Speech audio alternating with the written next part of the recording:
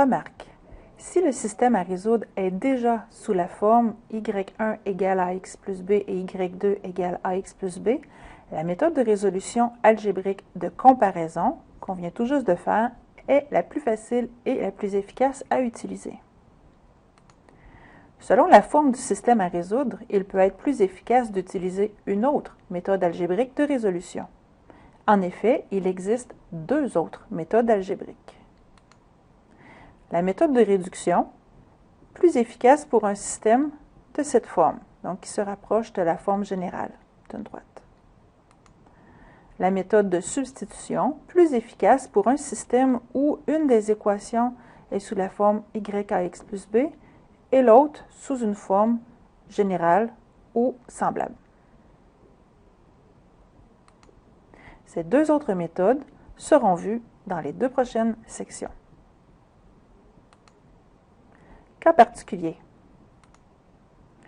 Si les deux équations du système ont la même pente, les droites sont parallèles et le système n'aura aucune solution, pas de point de rencontre. On a vu ça tout à l'heure dans un des exemples. Alors voici ce que ça peut donner. y1 égale 1 demi-x plus 7 et y2 égale 1 demi-x plus 2. La pente est de 1 demi dans les deux cas.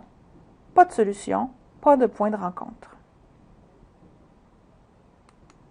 Autre cas particulier, si les deux équations du système ont la même pente et, en plus, la même ordonnée à l'origine. Les droites sont parallèles, confondues, et le système aura alors une infinité de solutions. Par exemple, voici la droite 2 tiers x plus 3.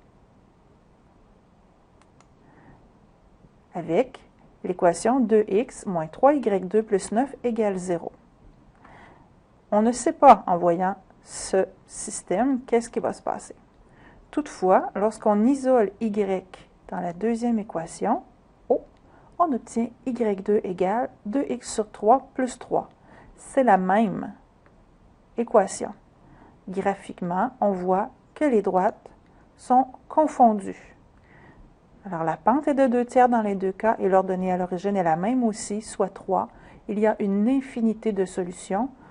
Tous les points situés sur la droite sont des solutions. Dans tous les autres cas où les pentes sont différentes, les droites sont séquentes, ce qui signifie qu'elles se croisent, et le système aura une seule et unique solution, qui est le point de rencontre. Alors, trois cas possibles, une solution, aucune solution ou une infinité de solutions.